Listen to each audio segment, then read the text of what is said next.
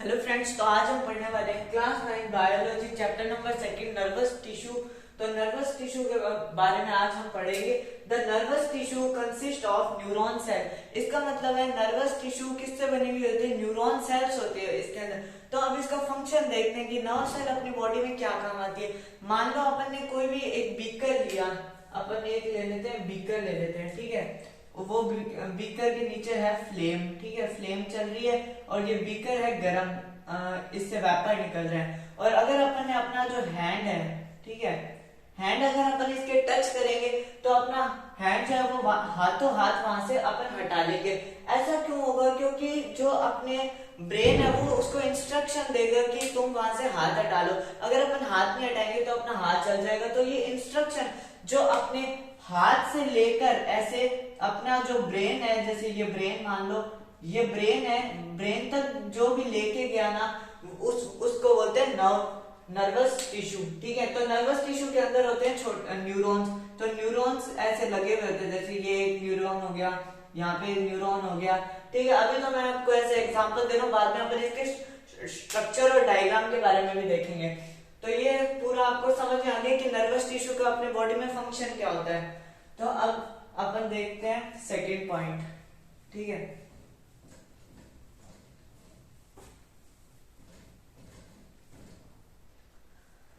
अब अपन इसके अंदर देखें कि इसका स्ट्रक्चर जो होता है, इसका जो डायग्राम होता है वो कैसे होता है। तो मैं बना के दिखाता हूं।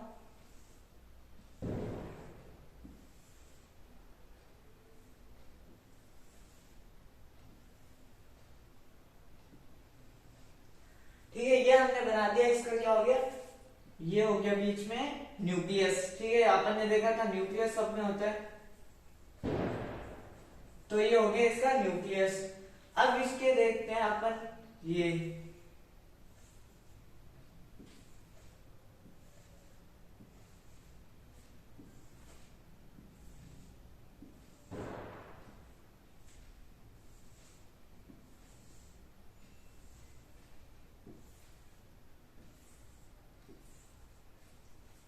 हो गया अपने आगे का स्ट्रक्चर, ठीक है।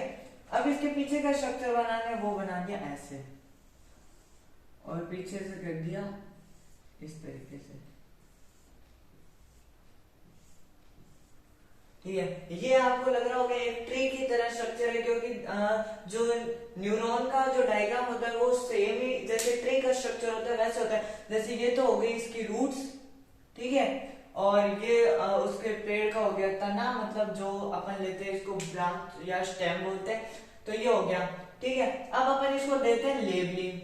तो ये तो जो बीच वाला है ये तो हो गया साइटोन, ठीक है, साइटोन। साइटोन का फंक्शन क्या होता है? फंक्शन मैं आपको बता देता हूँ। साइटोन जो होता है, ये जो आगे की इसके जो डेंड्राइट्स है ना, ये इसको जो आगे इनको बोलते हैं डेंड्राइट्स। तो ये किसी और साइटोन के, ये जो इधर की साइड है साइनैप्स बोलते हैं इनको, साइनैप्स, ठीक है। ये जो साइनैप्स होते हैं, जैसे ये एक अपन ने ले लिया न्यूरॉन सेल, ठीक है। इन न्यूरॉन सेल के जो साइनैप्स होंगे, वो जो दूसरा न्यूरॉन होगा उसके ये जो आगे के डेंड्राइट्स है ना, डेंड्राइट्स, इस डेंड्राइट से होंगे, कनेक्टेड होंगे। तो कोई भी जो अपनी बॉडी फंक्शन कर रही है, कोई भी इंस्ट्रक्शन आया तो वो पहले इधर से इसके अंदर जाएगा, ठीक है, अंदर गया। अब इधर क्या होता है? अब इधर ऐसे छोटे छोटे चैम्बर्स होते हैं, ठीक है, इनके अंदर होता है न्यूक्लियस, ठीक है। ये हो गए न्यूक्लियस और ये हो गए इसमें वेसल्स, ठीक है। ये कुछ स्ट्रक्चर होते हैं। इसको, ये जो पार्ट है इसको बोलते हैं अपन एक्सोन।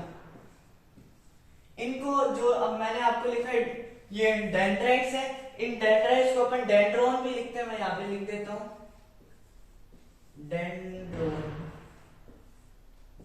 इन्हें डेंड्रोन भी बोलते हैं।